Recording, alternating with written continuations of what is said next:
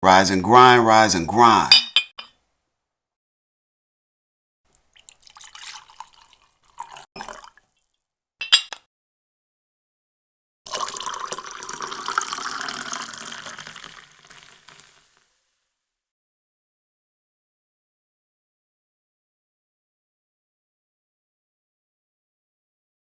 If you like pina coladas and getting caught in the rain, if you're not into health food, if you're into champagne, I've got to meet you by tomorrow noon. Y'all know what the I'm talking about. Let me get more relevant for you.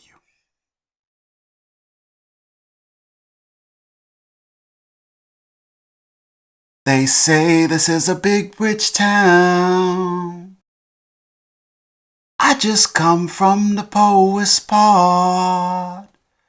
Bright light city life, I gotta make it, this is where it goes down. Yeah. We back for another episode recap of that good Power Book 2 Ghost Season 4 Episode 8 entitled Higher Calling. Welcome to Grown Movies and TV. I am your humble and most honorable host, Real. And this episode is brought to you by way of Green Apple Crown and Coke, Diet Coke, because I'm old. You know what I'm saying? Old school. Listen, don't let the 7 views fool you, okay? This the recap, and the recap show you didn't know you needed. Like food to your soul. Watching me's like food to your soul. Mama. You know we gonna rap a taste. We gonna get that Power Book Ghost rap tonight, you know. Come on in. Grab a seat, grab a sip. And let's get down to some brass tacks, shall we?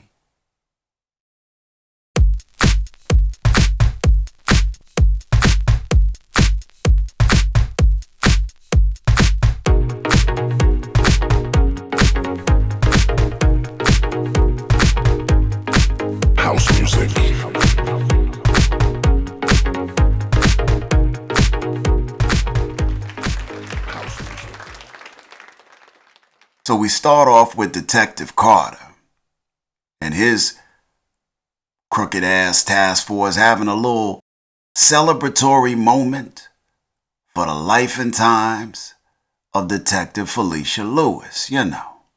Having met her timely demise with a one-way ticket to the crossroads. A little salute for their fallen soldier. A little Bye Felicia for Bye Felicia. Carter done made her passing look like the result of a damn accident. A car crash. Can you imagine the work that went into that? I mean, he would have had to get a car involved, you know, at least one. The we doing here? But that's what he did. What he and Drew did. Not sure how they explain that big ass T-foul cookware dent in Felicia grill, you know.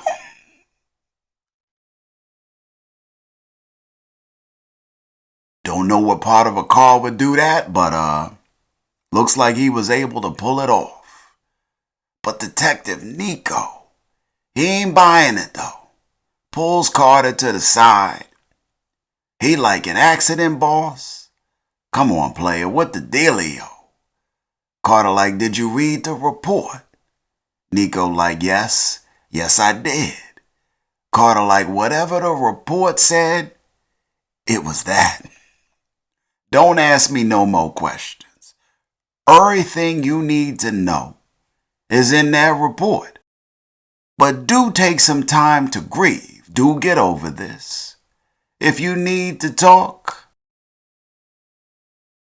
I'm here for you, player. Carter piece up out of there. Leave Nico to process that bullshit.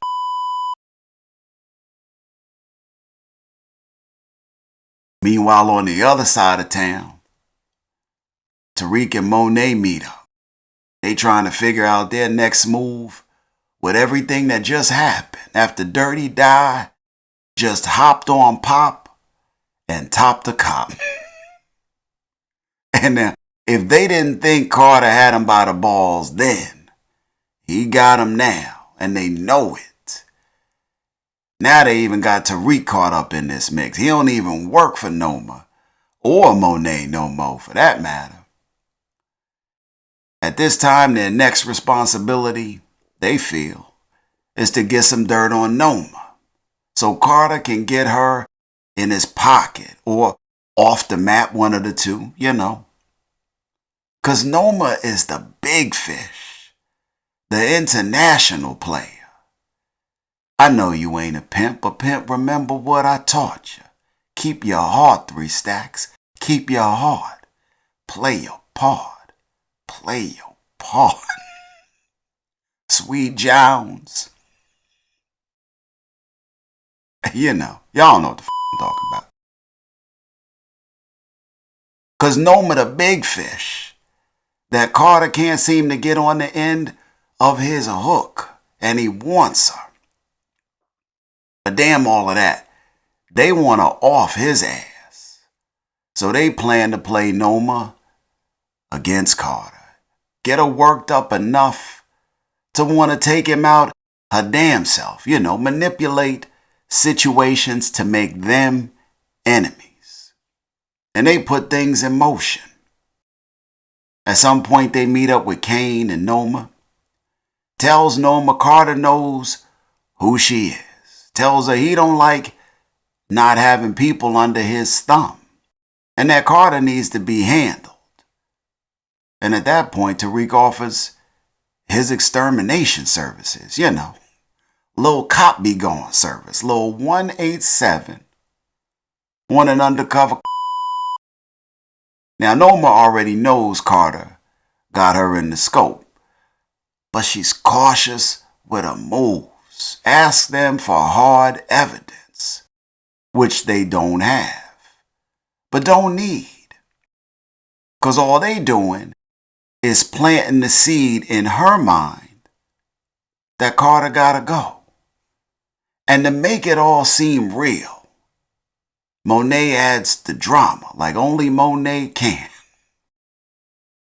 You thought it was no more drama with Mary J? Nope. Monet like, f*** all that. I'm out of here. In response to Noma's handling of what her and Tariq bringing to the table, trying to get her to comprehend. This is Kane on the way out. Calls Noma a bitch and all of that. Noma like, that's not treatment I would expect from me mom. Not mom like the thick, colorful plant you see on porches in the fall, you know. Mom like the Brit version of mom. Mama. Short for mummy. Mom. Monet like, what the f***? Kane, what is your slag? What is your cougarish scat talking about?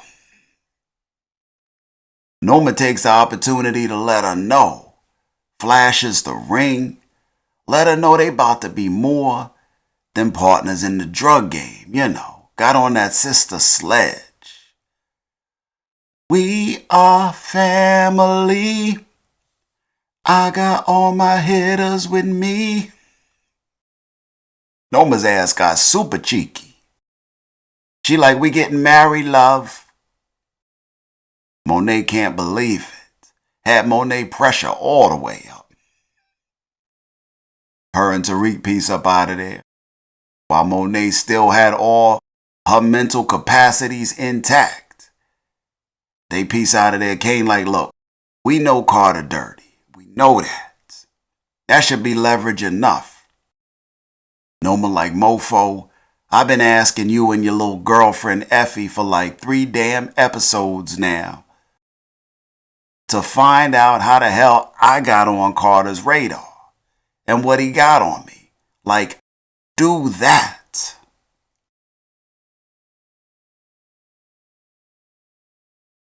Shortly after, Davis come up in the spot. Presents Noma with some legal paperwork she been waiting for. Will, prenup, few other items, you know. He like, what's good, little boo? You going on a run or getting married?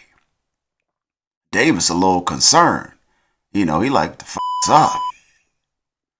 Cause both options sound like he ain't about to be getting no more of that ass. Kane hit Davis with that petty on some old Brandy and Monica type shit. He like,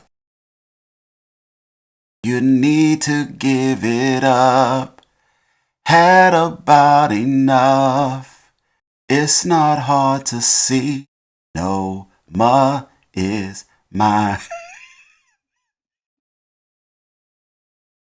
Oh, I'm gonna be a singing mofo tonight. Davis like, I wasn't even talking to you, little player. But Noma confirms the sentiment. Tells Davis, who was dumbfounded at the news. Noma must have that platinum Chanel. She must have them Sierra goodies. That milkshake that bring all the boys to the yard. Cause she got both these cats in they feelings.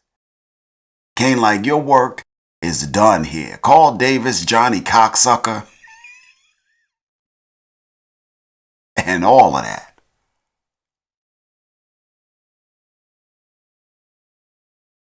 Just then Effie walks in.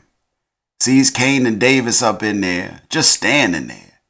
She like, whatever Freaky Friday, eyes wide shut, bad boy, party freak off y'all got going on up in here.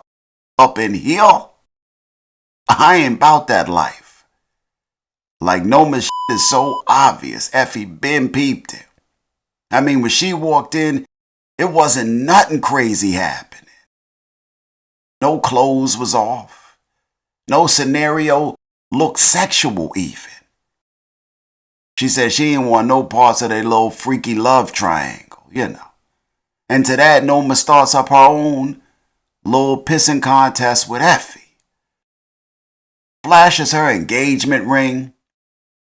Now Kane tries to ease the sting, you know, tells Effie it's all business. But Noma pushes the petty dagger in just a little more. Tells Effie, yeah, it's business. Business with benefits, you know. Business with ass perks. Perky ass. And all of that. Delegated tasks with ass expectations.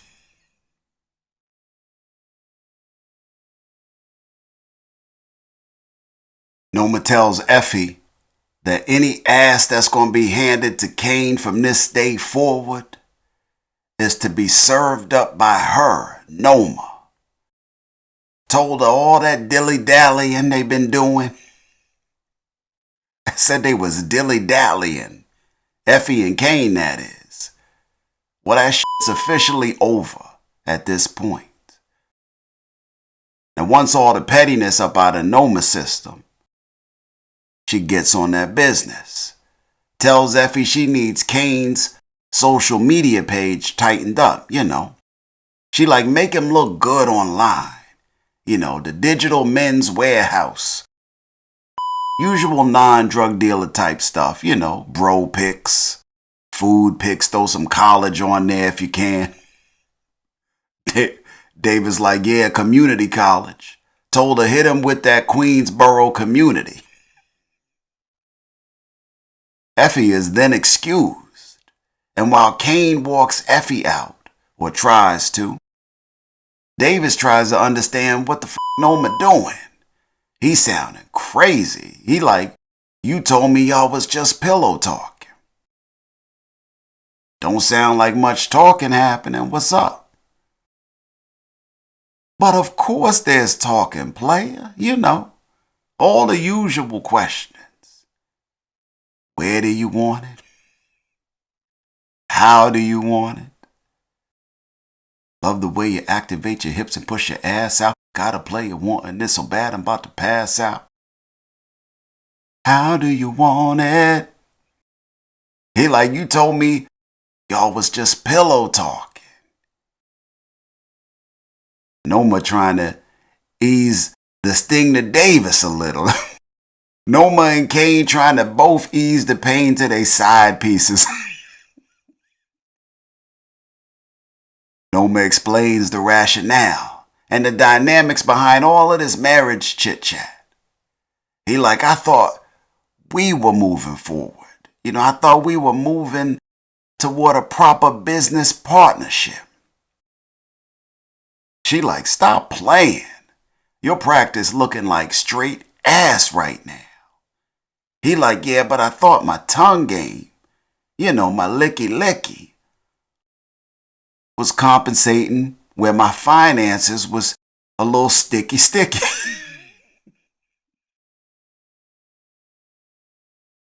You know, compensating where my finances was lacking. You know how brothers do. Now, after minimizing Davis's separate and slurp game,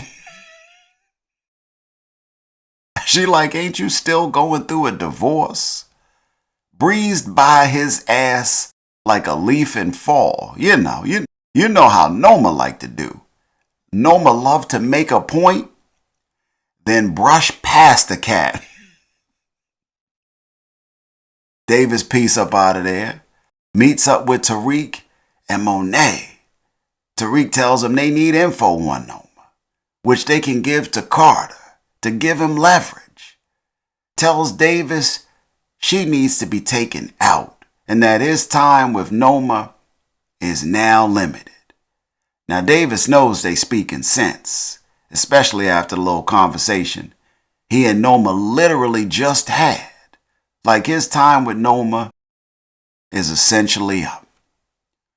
But he gives the impression he trying to have some ethics, Davis that is. Tells Tariq that she's his client, in which Tariq tells him, so the is he? Tells Davis his allegiance is with him and Monet. And at some point Davis acknowledges that fact, and in turn gives them information on Noma's drug front business, Aircraft Global. And they see why she's marrying Kane. You know, they see the angle now. Tells them about her new government contract resource, Sterling Reynolds. Tells them to float that name by Carter. That's the leverage Carter needs.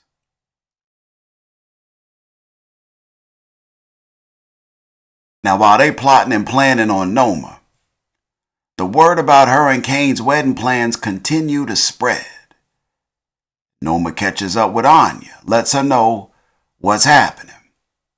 Anya tells Noma she marrying a thug, nearly half her age, or at least that's how Anya put it.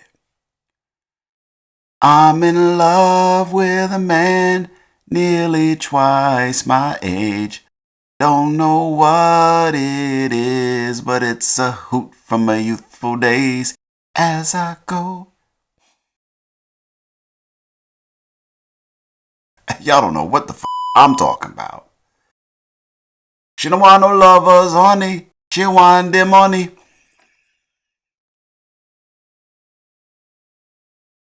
Or the two of y'all that know what I'm talking about. We here.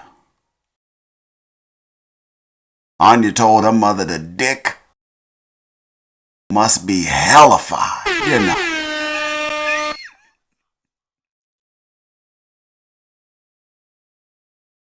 Ask Noma how she makes her money. Noma tells Anya her father was a drug dealer. And all Pop's old heat, well, it's coming back to haunt us, love. Now Anya got what she wanted, sort of. Because this explanation seemed more real than the line she been getting fed. Left Anya grill more chopped and screwed than an H-Town mixtape. But she still ain't convinced she getting the full story.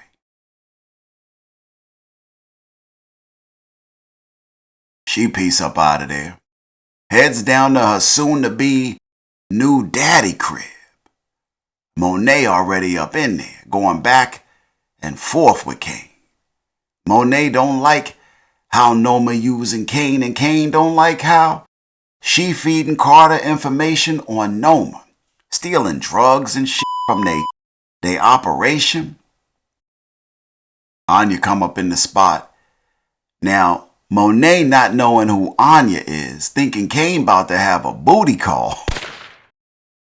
She like, see, this is why you don't need to get married, little player. She peace up out of there, feeling like her pressure going up. You know, she done already fell the hell over once before. Leaving Kane and Anya to get a little rap. Anya tells Kane she wanna get to know the cat who about to marry her mom, Dukes. Anya up in there taking mad digs at Kane though, questioning how he can afford the penthouse he's staying in on his bar salary. Got him working at the bar. She like, I don't know how you can afford this on your bar salary. Your pops was doing time, you know, just pulling Kane whole hood card.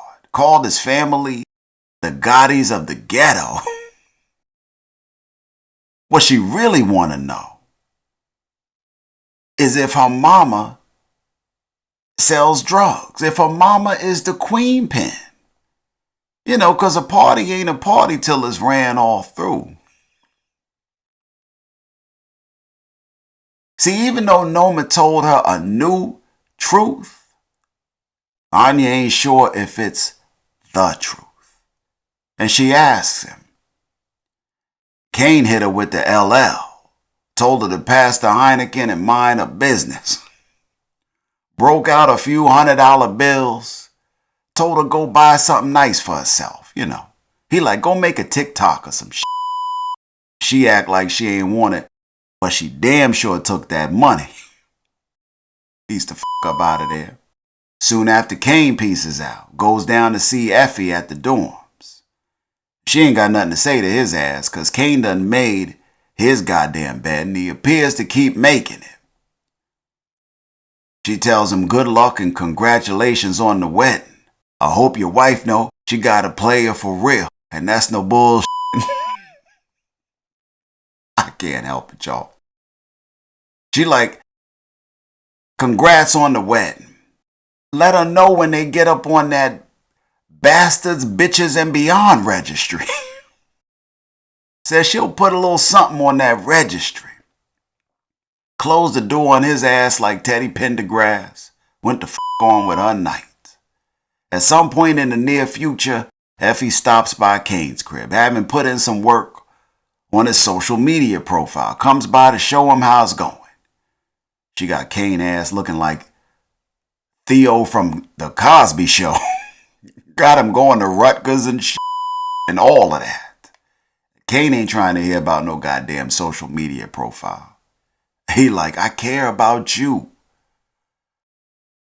But Kane on that teenage love, you know, that half-ass communication, non-committal boy type Atari type. Tells her this is all business. She like, I thought you were my friend. You know, you looking real unfamiliar right now.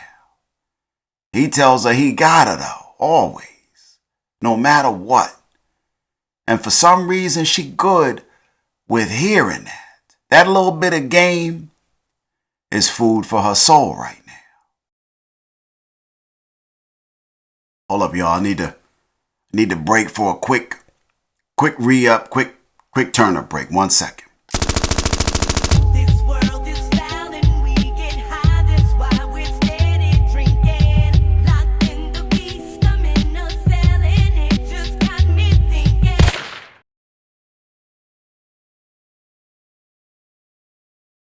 All right.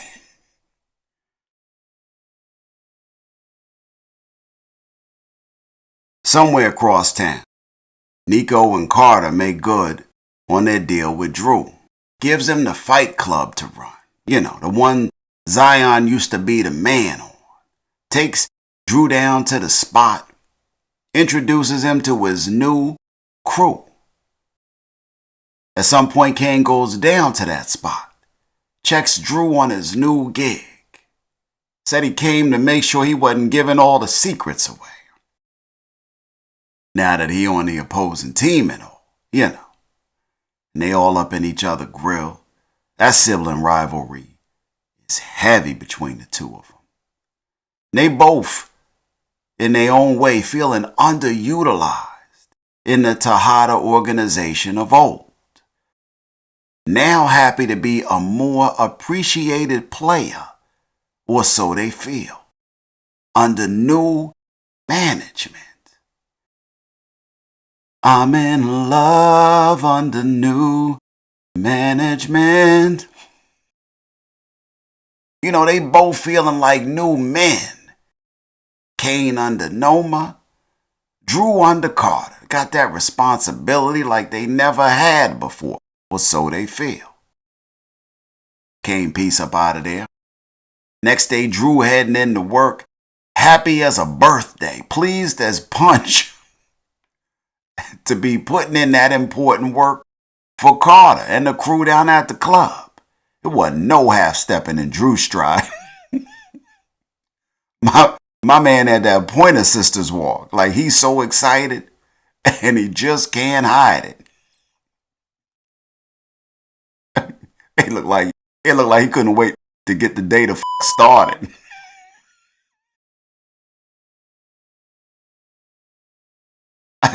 Drew went up to the door. Cat comes out, hands Drew a goddamn note. Kane and Noma done bought the building. Shut they whole down. I'm like, all right, so if Drew can't get in, what the was that cat doing up in there? I guess Kane ain't like him and Drew little interaction the other day. Lil bro Drew. He lil bro'd him like a mofo.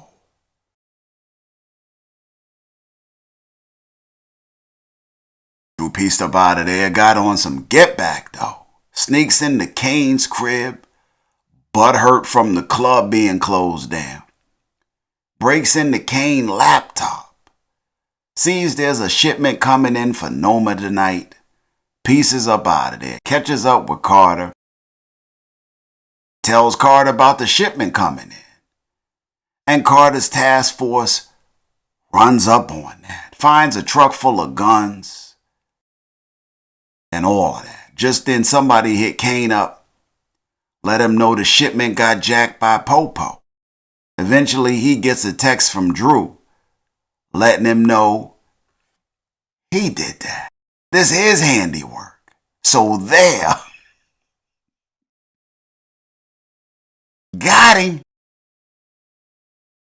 Back on the other side of town, we find the third Tejada offspring, old dirty Die, creeping up on some type of child care center, staring at kids from a distance looking like the goddamn hood Pennywise and shit. She head over to see Tariq feeling bad about that treacherous ass whooping she put on Detective Felicia. Leaving Felicia bad, bruised, butch, blonde body without a soul. But more importantly, leaving her young child without a mama. And now an orphan. She looking for all the sympathy. But Di don't really give a good goddamn though, do she? She just like the look of being someone who gives a good goddamn. Cause dirty dry.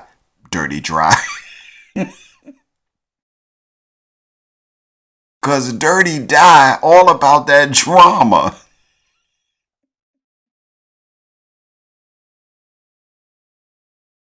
Tariq telling her she did what she had to do. I start to put a little move on Tariq, you know. Was looking like she was trying to rekindle what little flame her and Tariq had for a for a hot second. Looked like she wanted that old thing back. Now I want that old thing back. Ooh, that shit was rough. Now I want that old thing back. Now I want that old thing back. Make these moments once again a fact. So won't you, so won't you? Y'all know what the I'm talking about, but she wanted that old goddamn thing back. They get to touching and rubbing.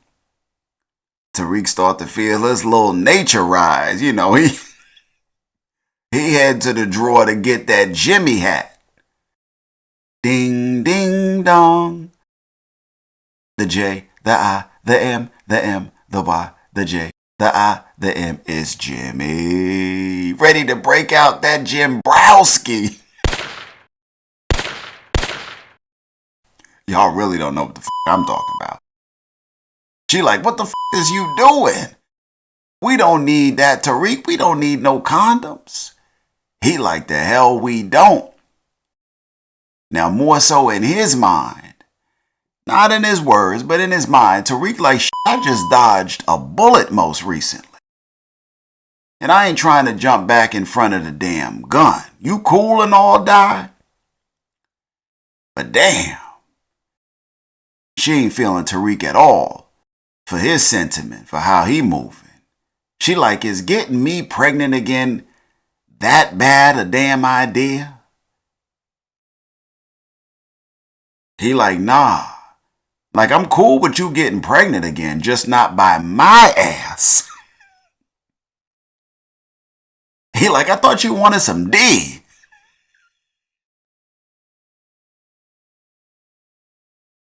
What's really hood? She like, forget it, Tariq. Pieced up out of there. Left his head hurting. Both of them. Left his ass needing to break out the baby oil.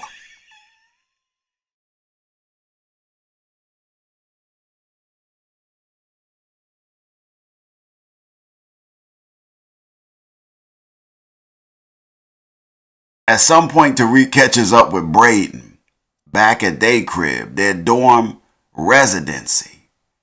Informs Brayden that based on all current activity happening, well, they need to take Carter out. Now, Brayden Montana ain't really feeling Tariq and his talk of retribution at this point. He too busy in his own shit. He packing his shit up. Why? Because it's tight up in that piece. Time to get his own space. He need a space and a place where a man can pass gas in peace. Tired of smelling Tariq Chipotle burrito gas. Tells Tariq he about to move out. Brayden got plans, you know. Move out. Get the band back together. Get those shows popping again. Get that course correct popping. Stop by Home Goods. Get some shit from there. You know, Brayden got shit to do. Moves to make. He was packing like he already had a key to a place and shit. Paid his first and last month's rent and all of that. Now, where Brayden went a little left of center, though I can totally dig it, is the part of his plan to get his little boo L to shack up with him. That's when the needle came to off the record. Tariq like, what the Tells B he don't even know L like that. But old Brayden, Tiny Tommy, well, he might be in love. You know, Brayden on one for sure. Eventually pieces up out of there. Makes his way over to little boo spot. Is met at the door by Bruchandria. She like, something wrong with L. Brew all out of sorts. She like, 1 minute she was doing coke. Next minute she wasn't feeling well. But you did say she was doing some coke though, right? Brew like drugs was everywhere. Like L was scavenger hunting with the drugs and shit. Brayden like, who gave her the coke? Wait, shut the fuck up. Call 911. Brayden was all over the goddamn place. Tells Brew she has sickle cell. Now why the fuck wouldn't Brew know that? Brew like, I ain't want to do all of that. I ain't want to tell folks, with all the drugs up in the room and in a system and shit. Looked like Brayden wanted to call Brew a bitch and all of that. Brayden was on one. He like, call goddamn 911. Somehow they get L to the hospital. At some point, doctor tells Brayden that her coke was laced with fentanyl. Then he pieces up out of there. Brayden goes up in L's phone, had the passcode and all of that. Finds a text thread which she apparently had with what looked like a dealer named Steve. Brayden fake likey L says he wants more blow, and he waits for Steve to get back at him. Next day, Brayden back up in L room. She got the breathing tubes all up in her. Brayden trying to jolt her ass out of unconsciousness and shit. He start playing L's greatest hit on the cell phone. That old school love. No bueno. L was up.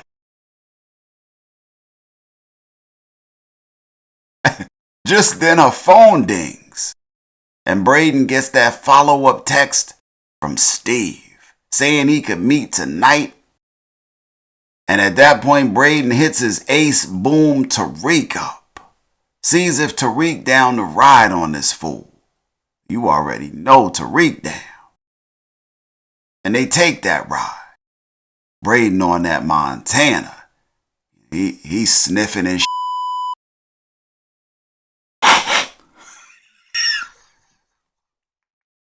Brayden got all sniffy and shit. Tariq like, you high right now? They down at the motherfucking crib. Brayden all in at this point. He like, the f*** you think? You goddamn right. They get up in Steve's spot. Get the gun cocking on Steve's little ass. Steve expecting L. He like, where the f*** is L? Brayden tell him, oh, L? She fighting for her life right now up in county hospital because of your dumb ass. Steve ain't taking no accountability for the shit he done sold her. He like, my goodies, not my goodies. Brayden like, oh, your shit not tainted? Okay, player, prove it. Have some. Now this mofo Steve got some bad options. He got some bad options in front of his ass, like a mofo. I mean, this ain't The Price is Right where he can take the refrigerator or what's behind door number 2. And worst case, what's behind door number 2 is a life supply of Spam. No. Nah, player. This mofo got to choose between the bullet or the base hit. I'm talking about bass. And at night he went to sleep, and in the morning all he had was sneakers on his feet. Y'all know what the f*** I'm talking about. Lil Steve chooses the base hit, even though he knew that fentanyl was going to tear his ass up. Steve just happened to have a fresh blocker blow sitting on the table. That shit was third world country wrapped.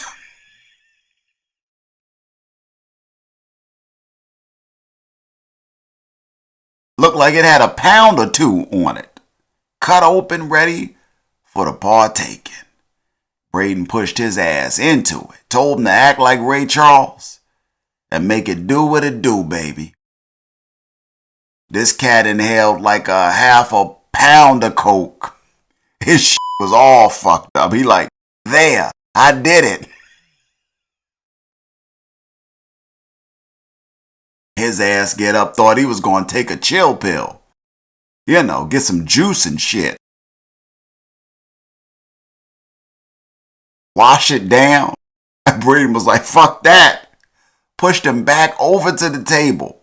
Made him snort a quarter pound or more with no cheese. Brayden eventually got tired of looking at Steve's little ass. Put one in Steve's dome like bladdow. Boom, boom, boom, boom, boom, boom, boom, boom, boom. To tell me what you gonna do. See you at the crossroad. Tariq like, what the f***, yo? Brayden like, you ain't the only one that could put a cat down, B. It's my time to shine. Started giving Tariq instructions. Started giving Tariq tasks and shit. He like, look, help me clean this motherfucker up. Tariq like, we gotta dip, man. And they dip out on the fire escape. Next thing we see, Brayden back at L's hospital room. Got a big ass bouquet of flowers and shit. He happy to see her. Cause you know, she up now. You know, ain't got the tubes in her. Gives her her phone back. She told Brayden her phone was like a Staples easy button. Said it was super easy to dial up drugs on that shit. Said she be getting them drugs in like 20 minutes or less. She said, I don't want no more of that stepped on shit. Didn't say she ain't want no more drugs. She said she ain't want no more of that tainted shit. Little boo like drugs? Oh, I'm still on them. Still want them. Still f*** with them. Just not that tainted shit. Like she knew they was tainted. F*** with them anyway. Brayden like, well, little Steve ain't gonna take nobody drugs no more. How about that? She get all nervous and shit. She like, the f*** you mean, Brayden? He like, I handled that. She tells him, but I ain't asked for all of that. Said the sickle cell has given her an appreciation for all life. Just not her goddamn own, you know. Because if she had that, she wouldn't be taking the damn drugs in the first damn place. She looking at Brayden like he sold her the drugs and shit. Ain't feeling Brayden ass at all right now. Told him the guilt was too much to bear and to get the f*** out. She looking like she about to hit that easy button again. Dial up some more drugs with her shook ass. He peace up out of there, mouth agape. He don't know what the f*** just happened. Now, in the midst of all of this drama happening, in and outside of the campus of Stansfield, Effie walking on the yard, you know. Between classes or other, minding her own damn business. Runs into her mama on the yard, who hits her up for some money. Says she would have reached out over the phone, but you know, Effie don't answer the phone or return her calls. And that's because Effie don't want no parts of her mama. Not now, not ever. She get to telling Effie that her man left her for some little young thing. Some hey young world. Hey young world, the world is yours. Hey young world, the world is yours. Young world, young world. Some little young thing working at the car company. I thought she was going to say working at the car wash. Working at the car wash. Working at the car wash. Whoa, whoa, whoa, whoa. Talking about the car washer. Let me tell you, it's always cool. Y'all know what the I'm talking about. She like, I was hoping you could float me some ducats. You know, some Lucci. Some bones, some Lucchini. Effie like, whoa, so let me get this straight. The cat who molested me, and you knew about it. 'Cause I told you. But you chose him over me. That cat left you for some young tail. Probably about the same age as me, maybe a little older. And now you want me to let you hold a little something something. The I look like something claws up and through this piece? Effie like everybody getting nothing up in this piece. Hit her with the Willy Wonka. You get nothing. Good day, sir. I said good day, sir. Told her she wouldn't piss on her if she was on fire. Left her with a strong you. She like, my bad. You, mom. Peace the hell up out of there. Now back on the other side of town. It's always the other side of town, if you haven't noticed. Tariq and Monet meet up with Carter and Drew. And they tell him about Sterling Reynolds, you know, the player Noma now needs to bribe for her government contracts. Now hearing this info, Carter confirms that Noma is a major player, not playing in those minor leagues. They like, there's your leverage. Now we good. Carter like, the hell you are. Stay tuned.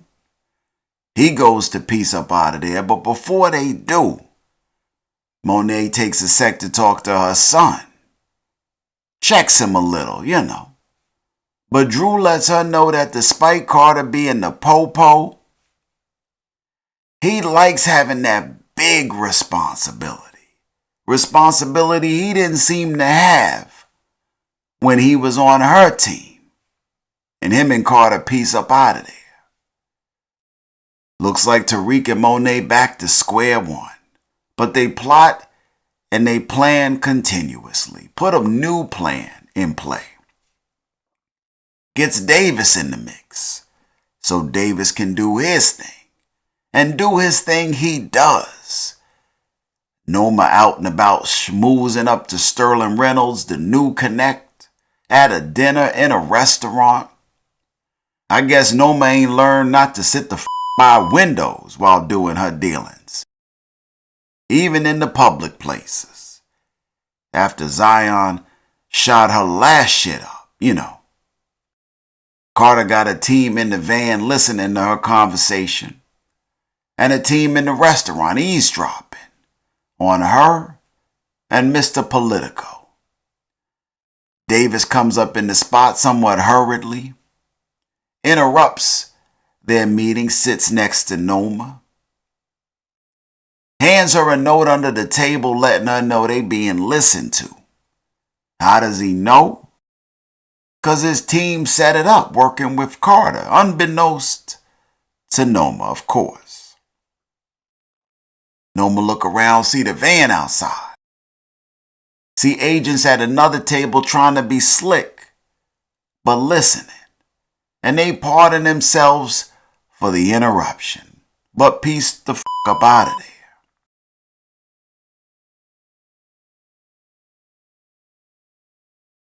As they leave out, Davis tells Noma he found out this was going down from a source close to the task force. He trying to further plant that seed about Carter. He like, what the you gonna do about Carter though? Now, as a continued part of the plan, Tariq and Monet give Nico's name up to Carter and Kane.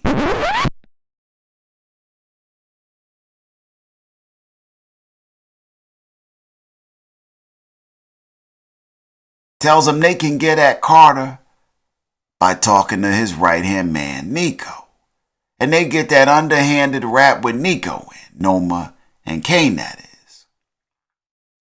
Noma tells him she know they extort drug dealers. Says they want Carter though. Now I don't know how this makes any bit of sense, cause if Nico getting money with Carter, why would he want to stop that? For a random cat he just meeting. He like, where my 50K? He ain't really trying to hear what they talking about. He like, where the f my 50K? Where my money for this meeting? They hand him the money. Tell him once he turns on Carter and reports his ass, he'll get another $500K, $500,000. In which he tells her, nah.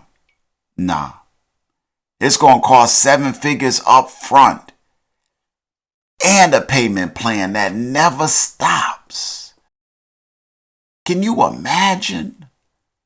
Shit, you might as well just paint a big ass bullseye target on your forehead right now, thinking that's gonna last for any lengthy period of time.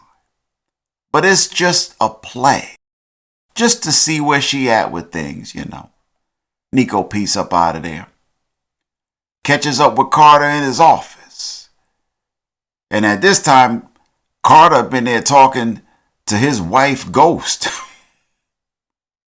He looking at her picture and shit.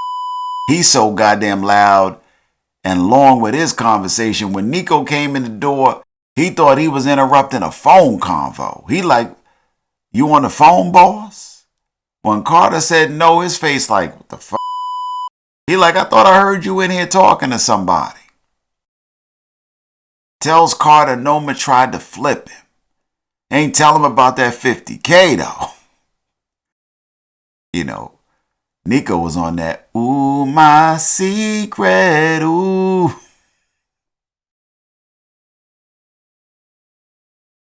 Y'all don't know what the fuck I'm talking about. He like, how you want me to carry this?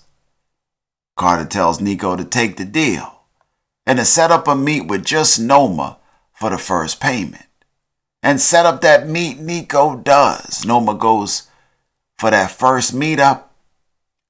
But instead of Nico showing up, Carter shows up instead. Tells Noma he and Nico been doing this thing of theirs for a long time. So essentially she violated. And they get a little banter back and forth. Finds out Monet and Tariq told Noma he was after her. And in turn, Carter divulges some shit that they said about Noma. Conclusively, they decide that the enemy of their enemy is their friend. So they became friends and shit. Realizing they both were being played. Noma looked like she was trying to get on a friends with benefits plan with Carter's ass. Noma be getting her shit, don't she?